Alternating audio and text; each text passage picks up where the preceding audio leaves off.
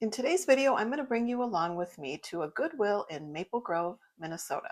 I'm going to start doing a series on different community thrift stores and local thrift stores and Goodwills. If you have any that you can recommend and would like me to go and visit and bring you along, I'd love to know about that in the comments. I've heard about the Chap Shop in Burnsville, someone mentioned. There's ones in Stillwater. Of course, their antique stores are amazing. And there's a few I want to visit in Mound. So today, let's go peeking in at the Goodwill in Maple Grove, Minnesota. And the one thing that I found funny is there was one of the workers that I don't think she really liked me filming. And you'll see what I mean when you watch. So we were up in Maple Grove, unfortunately doing a little returning after Christmas. We were headed to the Pottery Barn up there, which when I say up, it's just north of where we live. And I saw that there was a Goodwill that I hadn't been into since probably before COVID or during COVID. And at the last time I was here in this store, the manager checked me out, and I remember telling her how nice I thought this store was. It was so clean, the shelves were so organized that I made a comment and thanked her. The music was good, everything was going in my direction that day when I was shopping here. Today, it was blah. Maybe that would be the word I would describe it. You can see throughout this footage there wasn't many people there, and that's always a good indication to me about what I am going to find when I walk in and kind of take a little peek around. There was hardly anybody shopping. And I started out at the coat section, and I did a video. My favorite Goodwill so far, but maybe you'll all steer me to a new one, is the one in Minnetonka. And it was hustle and bustle. The shelves were packed. I think I've heard that that's more of a flagship store or a destination store. It appeals to and has the market around it is the homes that are on Lake Minnetonka.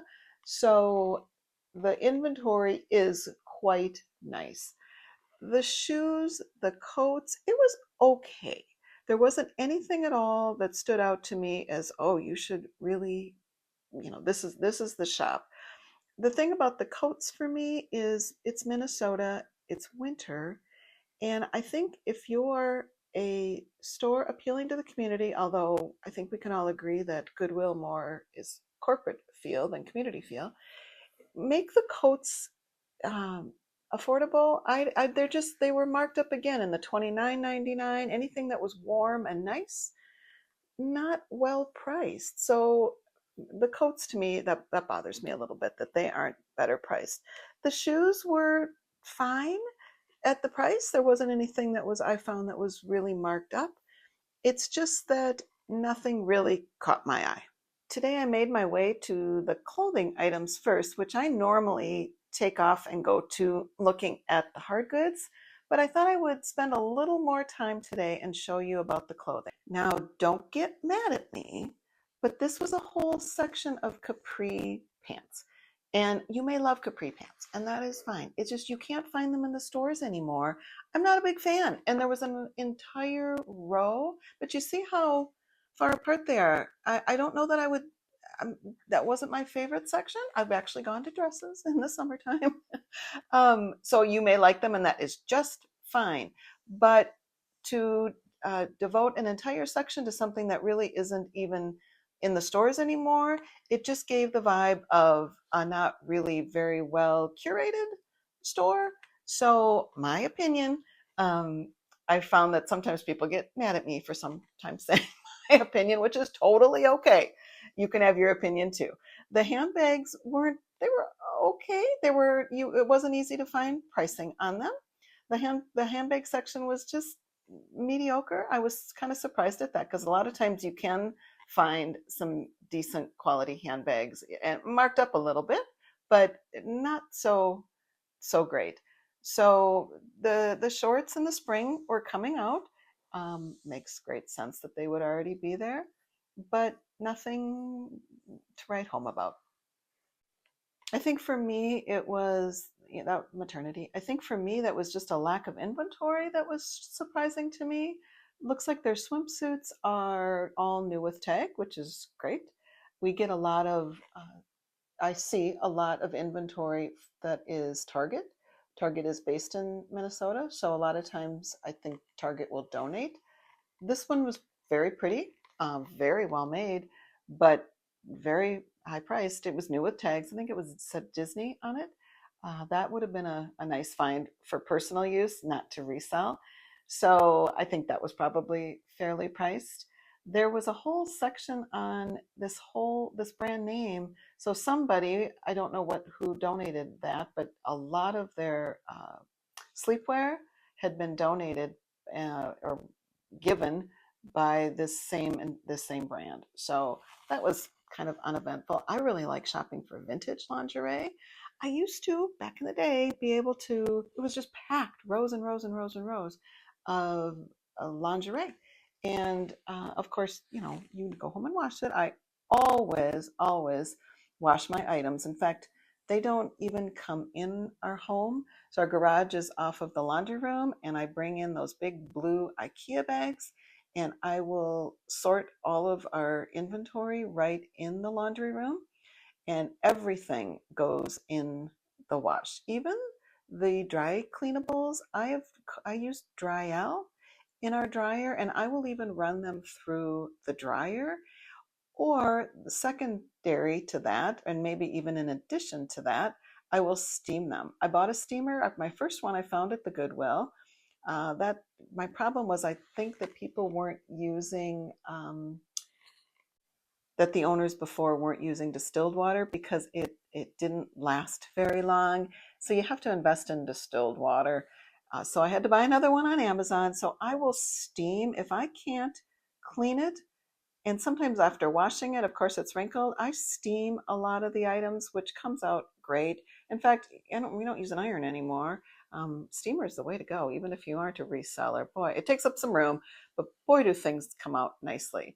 I love these pearlized buttons. If you find any Western shirts that are like this, I really do like to pick up vintage, even better vintage pearl button Western shirts. The men's jackets, again, winter coats, they were okay, but just a really large lack of inventory, in my opinion.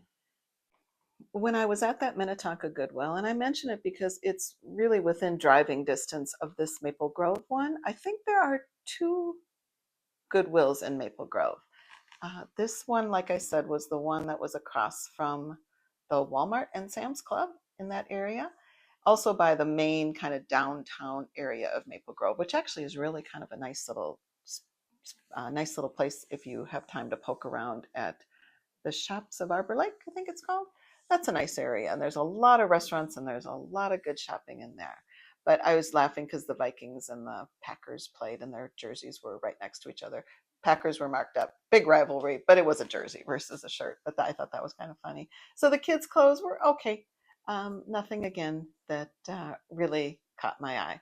So I made my way over to the hard goods, which I'm a hard goods girl at heart. And I think part of it for me is, and it, well, I guess for lack of a better word, is the game you can play in the hard goods, because the pricers can't possibly understand all of what goes into a good hard good. And you can actually, you read a tag there. I'm sure there are sheets and things in the back where they know that a certain tag in clothing is a certain price, but it does matter quality and how worn those items are. So sometimes they miss the mark. But I think maybe why I'm attracted to reselling hard goods is the game. And I use my phone a lot and I do Google image search, but I like the thrill of the hunt. Back in the day when I was younger, we had Dayton's downtown Minneapolis, and I worked downtown, and I used to love going to Dayton's, walking through the skyways with my girlfriend. I had one good friend who also was named Karen, and she and I would head over to Dayton's and we would shop hard the clearance. And I would find something, I think it was 97 cents, like $9.97, $11.97. That was the final markdown at Dayton's. Dayton's will always have my heart. When Dayton's went away in Minnesota, I think the next line, the next store line, I had to put that back. He had a little friend there. The next, I like wooden vintage masks. I like picking those up. Those are good sellers for me.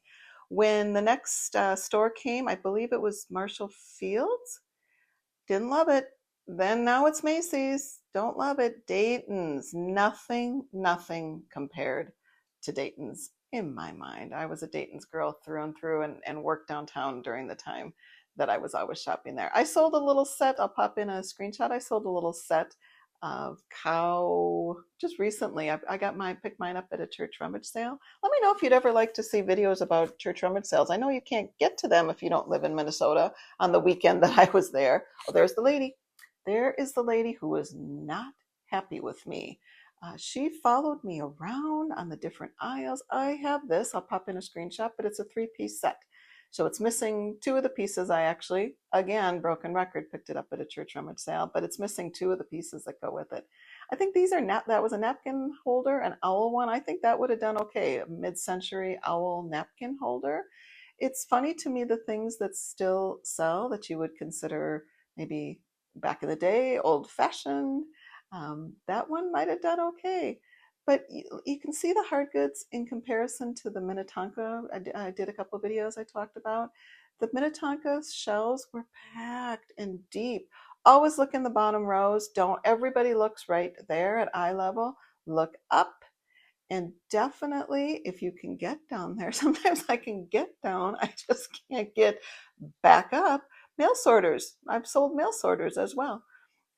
If you can, I purchased a chicken at the store, gorgeous ceramic chicken. The last time I was there, and I don't know that I can't go back and show you a screenshot. I don't know that I can pull up that long ago a screenshot for you. It was beautiful and left behind. So if you can go down to the lower levels, there's a lot of treasure hidden down low. People just don't want to do that. People are shopping eye level. This was a Rubik's Cube. Is it a candle holder, I think? I could tell on the top, but then when you turn it around, there was a little hole in the back. So that was like a Rubik's Cube, I think, candle holder. This caught my eye right away. I just saw little paws sticking out from underneath. We're dog walkers via the Rover app. I've talked about that before. I've done a couple of videos showing you that. That has turned into the most delightful thing that Brian and I have done since we're both quote unquote retired. What a trip. I just love spending time with dogs every day, and that caught my eye, and that was just so cute. It was a little tin metal wall art. Those were cute. Those were, I think, that said appetizer trays, Target. So headed back down the next aisle of hard goods, and the things that caught my eye, unfortunately, were a little too heavy to pick up, one-handed. A lot of these, there was a whole entire shelf area where there must have been hand painted, some of those hand painted items from the 70s.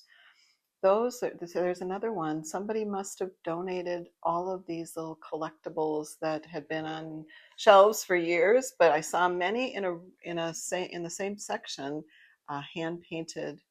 I think you did like pottery classes like that, or pottery back in the day. I've seen those many times on the shelves of Goodwill. So spent some time searching for some treasure, but it wasn't really to be found. When my mom passed away, I had her whole bell collection, and I have sold them off one by one. I think those were Avon. I liked this piece, and I actually did a Google image search. I didn't pick him up by the nose. I will show you, he missing their baby. So I did not pick that one up. This was pretty. Again, see, tucked way back. I always want to, don't just look in the front, I always look to the backs and bottom and top and turn them over. And I always look for, when I'm looking at vintage and turn them over, Japan. I don't particularly like buying things made in China. I like things from Germany. that you can tell sometimes just the marking, like the felt on the bottom, if it appears worn, that's a good sign. It's been on somebody's shelf for a long time. It's another one of those hobbyist pieces. I think someone did those little painting. I don't know if you went to if you fired that, had them fired, but I saw a lot of them. This looked interesting to me. That was a good piece. And I think based on the price, like I said, the Goodwill can't always know everything and what people deem as quality items. Not everyone knows how to price the items. If you're just starting into reselling, I would watch other YouTubers. I would watch how a lot of good channels teach you how to turn those items around and look at the bottom. It's intimidating. I mean, look at all that there is. It is just one store in one town in one state. There is so much to be had and so much to learn. But ideally, using Google Lens, that's an app on your phone, and looking in your own home, in your aunt's home, in your sister's home, in your mom's home. There's another one of those pieces, maybe. I would start with what you have, and it can be a little intimidating to do hard goods, but truly, what happened to me is I started at the end of 2017 selling and had been selling for a couple of years. I love that piece. Been selling for a couple of years, and 2020 and COVID, and everyone was forced to stay home. And during that time, my mom was diagnosed with dementia, and we had to move her into memory care and sell everything in her home. And she was in her 80s. So I had so much inventory just in our home. My children have moved back from colleges and gotten new apartments and new homes, and their stuff ends up at our house, sometimes by choice, sometimes not. I had a whole home of things. Not everyone has that, but I would start on the free Facebook Marketplace page. People are getting rid of things. Bag sales at church, bag days at church rummage sales, if you have that in town. That's another place to find inventory that's not expensive. Don't go out and buy a lot. I guarantee you can find, no matter where you live, you can find items that are next to nothing in cost. And also get an accountant when you reach the point where you are able to earn and have to claim. You can earn money but have to claim your income. And I don't know what the threshold is anymore for that, but make sure you get someone helping you that understands what if your item is just in your home and you sell it, if that's sold at a loss, if you buy items and it's sold as a profit. That's been one of the more painful parts for me, because I don't, not painful, but I don't understand it as well. I'm lucky to have Brian help me with that part. We have an accountant that we really like that also helps me. So make sure you're claiming your income. You need to claim your income at a certain point, even if you're just a hobby seller. So make sure, my PSA, my public service announcement, just make sure that you're doing the right thing, because this is earned income, and there is a difference between what is in your home and maybe you're selling it now as at a loss. And there's Not Your Dad's CPA, I believe that's his name. He does a great YouTube channel for resellers, and it is coming time for income taxes. So check him out. He has got a lot of people have asked that same question, and he's got some good answers for that. So check out his channel. I really have liked him, and I've sent Brian to him to follow for looking at some of those cost items and how you attribute those. You can deduct your mileage. So make sure you're using all of your home office deductions. Taxes aren't my thing, but make sure you pay attention to them once you start earning income on your reselling platforms. The book section was full. Their books weren't great. Their hardcovers, that's a little high. Again, church rummage sales. Here's the Bibles. We've been talking about if Goodwill throws away their Bibles, and there you go. No, not this one. I felt bad about that. I had done a video at Legacy Thrift in Crystal, Minnesota. What a wonderful, they used to be called Bibles for Missions. They've changed names. that is a fantastic store. Someone made a comment on that video that the Goodwills in their area throw their Bibles away. I'm just not into throwing any type of religious items away. I didn't love that. And some people said they agreed, and some people said nope, they'd seen Bibles in their area. These lamps were gorgeous. I also follow a channel called Crazy Lamp Lady. She does a really good job. You're going to see the woman walking by me right now. She just walked in front of me the whole time, the worker. Here she comes. There she is. She, she, she saw me filming, and I think she didn't much care for that, but she should have just told me. If it's not allowed in the store, that's fine. And I've not ever done a review where I've really said, don't shop here. But if you don't want me to film, that's okay. But she did that several times. She just walked in front of me. So I think that was her way of Minnesota nice, not telling me that I shouldn't be filming, or even just to walk around or whatever. But that's okay. If I wasn't supposed to, I'm sorry. I do like your Goodwill store. I just think there are better Goodwill stores, certainly in terms of hard goods. I don't know if you've heard the term Minnesota nice here, but we are very nice here. Some people call it like passive aggressive, but Minnesota has wonderfully nice people, and the term Minnesota nice has been floating around for years. The framed artwork, when my son moved into one of his apartments, I came up here to this particular Goodwill and I purchased a bunch of random inexpensive art for him. It wasn't quite the same. This is the place in this little furniture aisle. This is where I think this particular Goodwill shined. There were pieces that I haven't seen this in other Goodwills, but they do a staggered system of pricing. And once a certain day passes, they then go down in price. These were prices that like you could find at a yard sale. This was good. And so my opinion, if you need furniture, and I did zoom in on some of these tags, if you need furniture, this Goodwill had a nice selection. If you're into refinishing furniture, if you're trying to find furniture for your child going off to college, if you are looking for your first home or first apartment, furniture is expensive. And I think this, my husband was with me, he thought this was a really good price for this. Didn't quite know, I don't know quite what they go for, but Brian ran some errands, popped in, and this is about the part where he joined me. This was cute, this little desk. That was him pointing to it. That was adorable for that price, right? If you refinish it, he even brought up we should get that for our grandchild. But then my son and daughter-in-law have to store that, and after Christmas they don't want to store anymore. First grandbaby and Christmas time, he did really well with all those new toys. This was a good deal for a computer desk. That was a great price. So this as well. This was fantastic. I love this. This was adorable. And these rocking chairs, I mean, if you like to refinish and you like to reupholster things, it's a great find.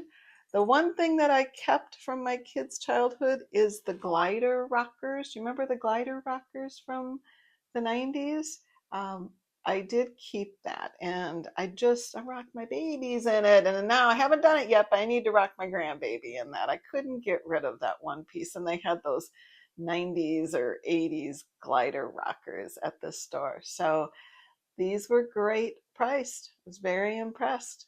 So if you need any sort of furniture, try this store first. You're not going to be disappointed in the pricing because they go down in prices, which I thought was a great idea. Rather than just letting it sit at a price that's too high, there's those glider rockers. Instead of letting it sit, mark your prices down, Goodwill, then you'll get rid of it.